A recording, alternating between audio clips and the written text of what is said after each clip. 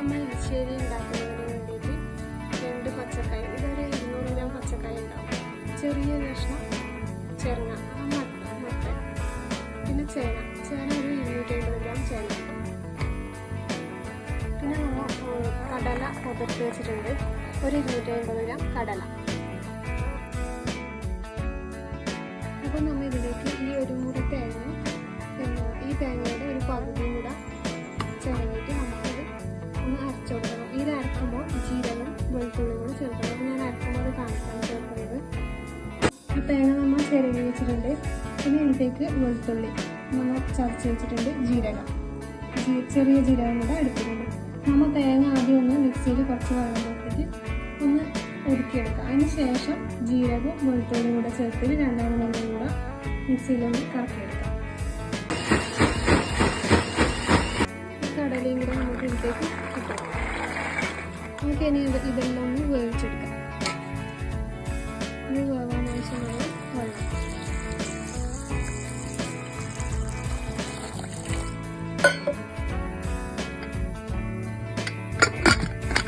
ആവശ്യത്തിന് ഉപ്പ്,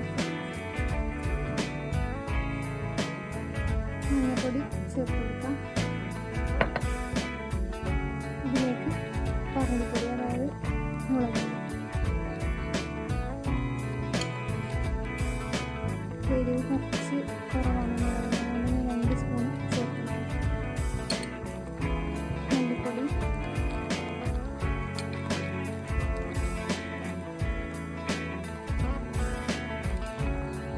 ഇതിലൊരു 3 സ്പൂൺ. നമുക്കിതൊന്ന് നമ്മൾ വേവിച്ച വെള്ളം കൂടെ കുറച്ച് ഇതിലേക്ക് ഒഴിക്കുന്നുണ്ട്. കുറച്ച് ഇനി ഇതിലേക്ക് നമുക്ക് നേരത്തെ അരച്ച് വെച്ച തേങ്ങ ചേർത്ത് കൊടുക്കാം.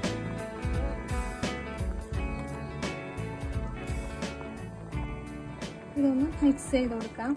എന്നിട്ട് നമുക്കിതൊന്ന് നല്ലോണം തിളപ്പിച്ചെടുക്കണം. തിളപ്പിച്ചെടുത്തിട്ട് നമുക്കിത് കടുക്, തേങ്ങ, കറിവേപ്പിലയും കൂടെ വറുത്തിട്ട് ചേർത്ത് കൊടുക്കണം. നമുക്ക് ഇതിലും കൂടെ ഒരു നുള്ളു കറിവേപ്പില ചേർക്കാം.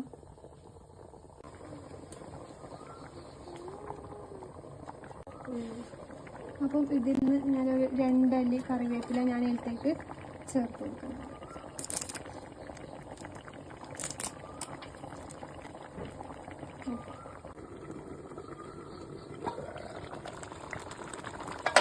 അപ്പോൾ നമ്മുടെ എരിശ്ശേരി നല്ല തിളച്ച് വന്നിട്ടുണ്ട്.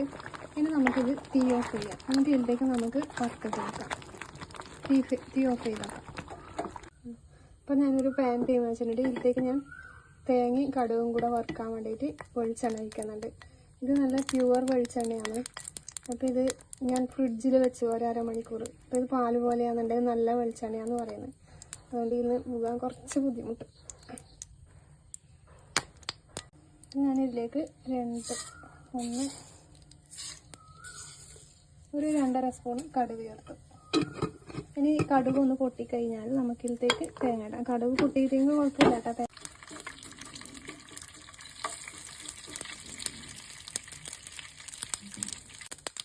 അപ്പം നമ്മളെ കടുക് പൊട്ടി തുടങ്ങുന്നുണ്ട്. ഇതിലേക്ക് നമ്മൾ ഈ തേങ്ങയും കൂടെ ചേർത്ത് കൊടുക്കണം.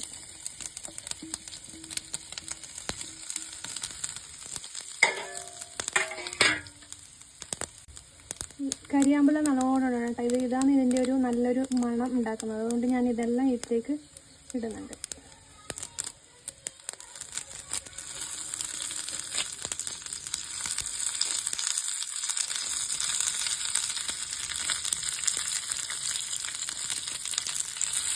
കറിവേപ്പിലയും കൂടെ ചേർത്ത് നമുക്കിതൊന്ന് വറുത്തെടുക്കാം.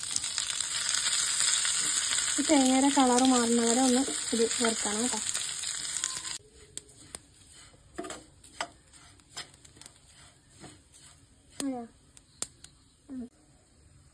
ഇനി നമുക്ക് ഈ വറവ് ഇതിലേക്ക് ഇട്ടെടുക്കാം.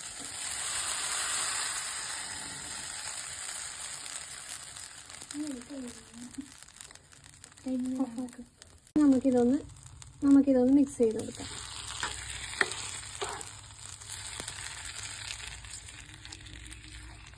അപ്പോൾ നല്ലൊരു മണം വരുന്നുണ്ട് നമ്മുടെ എരിശ്ശേരിയെ.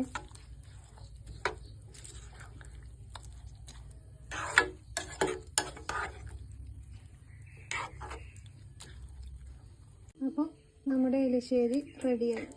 ഓണത്തിന് എല്ലാവരും എലിശ്ശേരി ഉണ്ടാക്കി നോക്കണം കേട്ടോ. ഈ ഒരു പരുവത്തിലാണ് ഉള്ളത്. അപ്പോൾ ചാനൽ ഇഷ്ടപ്പെടുന്നുണ്ടെങ്കിൽ എല്ലാവരും ഒന്ന് സബ്സ്ക്രൈബ് ചെയ്യണം കേട്ടോ.